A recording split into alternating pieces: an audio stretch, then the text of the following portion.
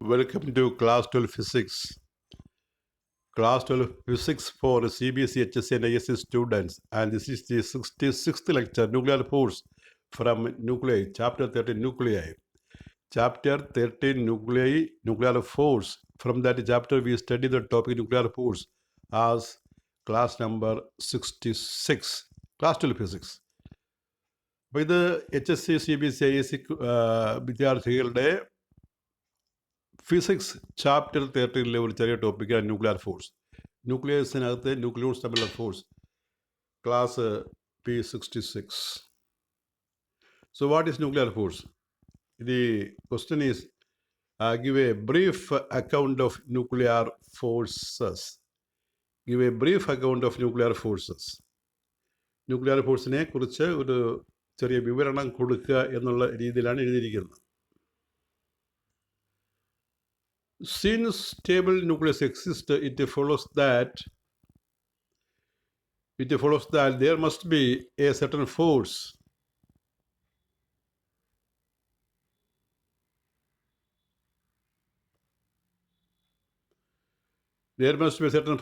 exist.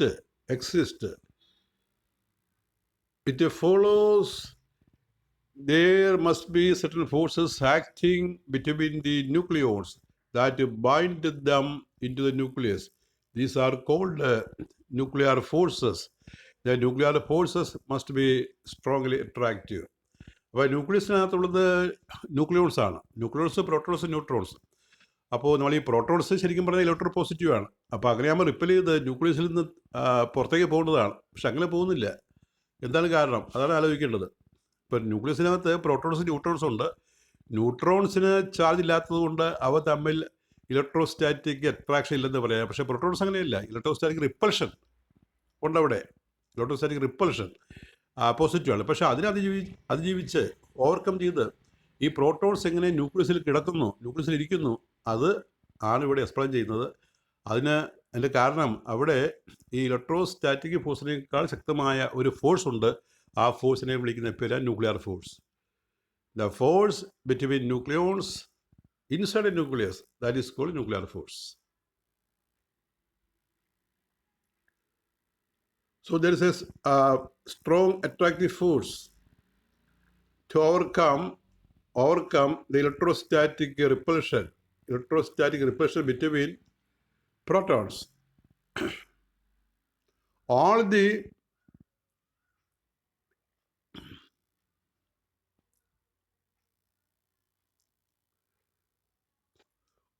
the three kinds of attractive forces can be conceived in the nucleus, namely NN interaction, NP interaction, and PP interaction.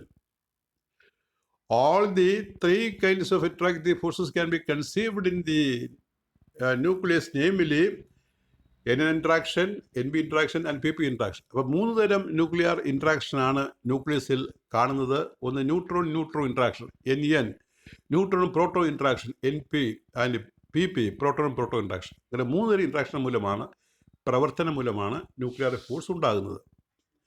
Japanese scientist Yukawa attributed the following characteristics to the nuclear forces. ഇപ്പോൾ Japanese scientist യുക്കാവയാണ് ഈ nuclear ഫോഴ്സിനെ കുറിച്ച് കൂടുതൽ പഠിച്ചതും അതിൻ്റെ property list ചെയ്തത്. അപ്പോൾ അത് ഇവിടെ അക്കമിട്ട് നമ്മൾ പറയുകയാണ് എന്തൊക്കെയാണ് nuclear properties. Number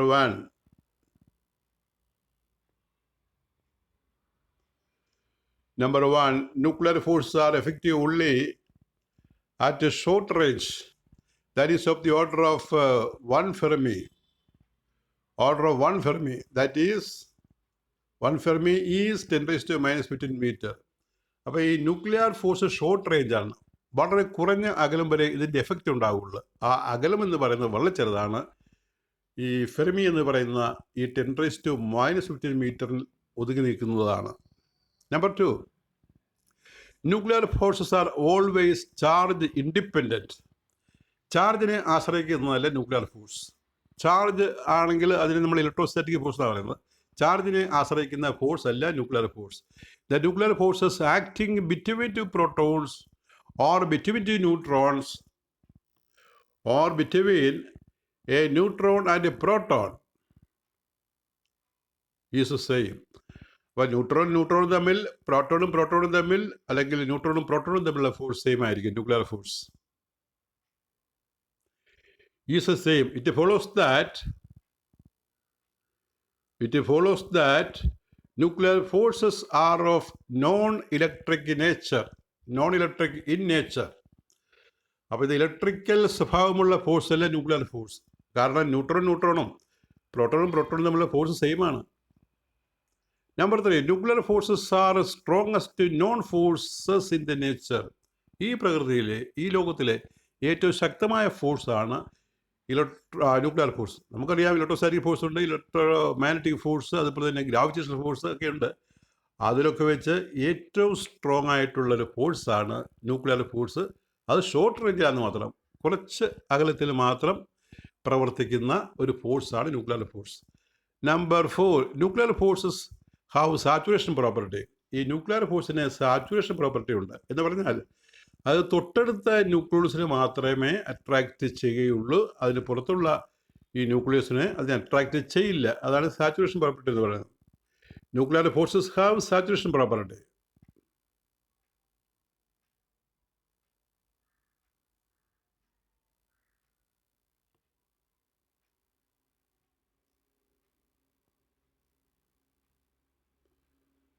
Nuclear forces have saturation property because nuclear forces are limited in range.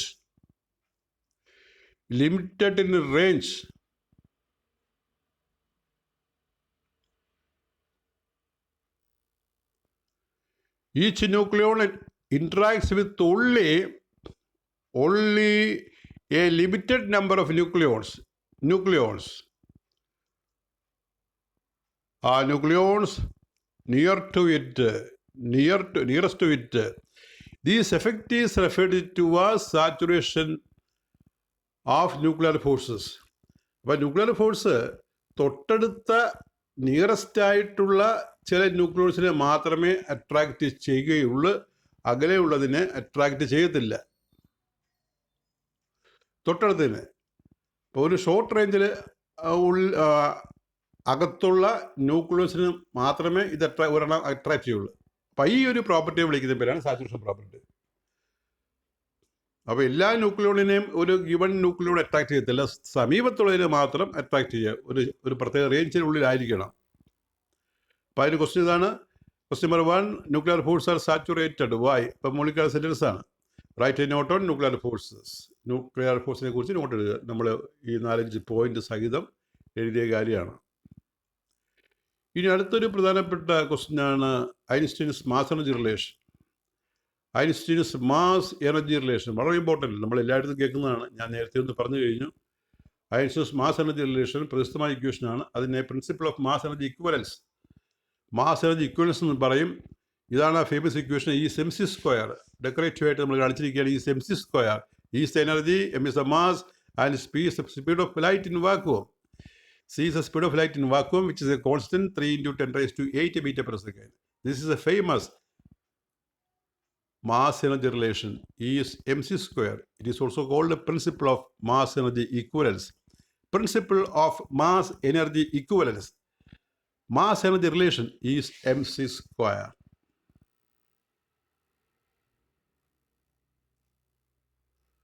അപ്പോൾ അതിനെപ്പറ്റി ഒരു സെൻറ്റൻസ് കൊടുത്തിട്ടുണ്ട്. Mass energy ഇക്വലൻസ് principle states that the mass of a system and its energy are the same property in any physical system.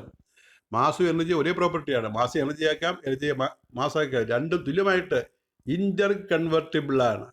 ഒന്ന് മറ്റൊന്നിലേക്ക് മാറ്റാം. Interconvertible ആണ്, equal ആയിട്ട്. This means that anything having mass has an equivalent amount of energy or vice versa. ഏതെങ്കിലും വസ്തുവിന് മാസം ഉണ്ടെങ്കിൽ energy ഉണ്ട്, അല്ലെങ്കിൽ എവിടെയെങ്കിലും എനർജി ഉണ്ടെങ്കിൽ അത് മാസമായിട്ട് കൺവേർട്ട് ചെയ്യാവുന്നതാണ്. അതാണ് ഈ പ്രിൻസിപ്പിളിൻ്റെ അർത്ഥം. അപ്പോൾ 1 ഗ്രാം യുറേനിയത്തിൽ നിന്നും 1 ഗ്രാം എരിമാറ്ററിൽ നിന്നും കിട്ടുന്ന എനർജി സെയിം ആയിരിക്കും. 1 ഗ്രാം യുറേനിയത്തിൽ നിന്നും അല്ലെങ്കിൽ 1 ഗ്രാം പ്ലൂട്ടോണിയത്തിൽ നിന്നും ആറ്റം ബോംബ് ഉണ്ടാക്കുന്ന വസ്തുവാണ് പ്ലൂട്ടോണിയം. 1 ഗ്രാം പ്ലൂട്ടോണിയത്തിൽ നിന്നും 1 ഗ്രാം എനി അതർ മാറ്റർ അതിൽ നിന്നും കിട്ടുന്ന എനർജി സെയിം ആണ്. This means that anything having mass has an equal amount of energy and vice versa. നേരെ മറിച്ചും ഈ കാര്യം നമുക്ക് പറയാവുന്നതാണ്. അപ്പം അതിൻ്റെ ഒരു സിമ്പിൾ പ്രോബ്ലം കൊടുത്തിരിക്കുകയാണ്. Simple problem. Find the energy equivalent to 0.5 gram of matter. 0.5 gram matter കൊണ്ട് എനർജി തുല്യമായ എനർജി കണ്ടുപിടിക്കാനാണ്. Energy of the particular mass is given as E mc square. Mass is given as here 0.5 gram, that we convert into kilogram, 0.5 into 10 raised to minus 3 kilogram, and speed of light C is 3 into 10 raised to 8 meter per second. Therefore, E is equal to mc square, 0.5 into 10 raised to minus 3 into 3 into 10 raised to 8 the square, which will work out as 4.5 into 10 raised to 13 joule. അപ്പോൾ ഇത് 1 gram ആണെങ്കിൽ 9 into 10 raised to 13 joule എന്ന് കിട്ടും. 1 gram ആണെങ്കിൽ. അതാണ് അടുത്തൊരു കണക്കായിട്ട് കാണിച്ചിരിക്കുന്നത്. മനസ്സിലാക്കാൻ വേണ്ടി ഒന്ന് റിപ്പീറ്റ് ചെയ്യുകയാണ്. Find the energy equivalent to 1 gram of uranium. 1 gram uranium or any matter. You find the energy equivalent to 1 gram of uranium. Mass, we can write as mass or delta m, a small mass is equal to 1 gram. E is mc square. Gram is converted into kilogram by multiplying it by 10 raised to minus 3. So 10 raised to minus 3 into 3 into 10 raised to 8 square, which is 9 into 10 raised to 13 joule. And you remember, if it is 1 kilogram, we get a 9 into 10 raised to 16 joule. Energy of 1 gram is equal to 9 into 10 raised to 13 joule, and energy of 1 kilogram is equal to 9 into 10 raised to 16 joule. And then we make a question like this: what's energy equivalent to 1 atomic mass unit? What's energy equivalent to 1 unified mass unit? And that we have seen it is 931 MeV. How will you obtain? Use the relation E is mc square. In the place of m, we write 1 U, that is 1.66 into 10 raised to minus 27 kilogram. And for C, 3 into 10 raised to 8, so C square.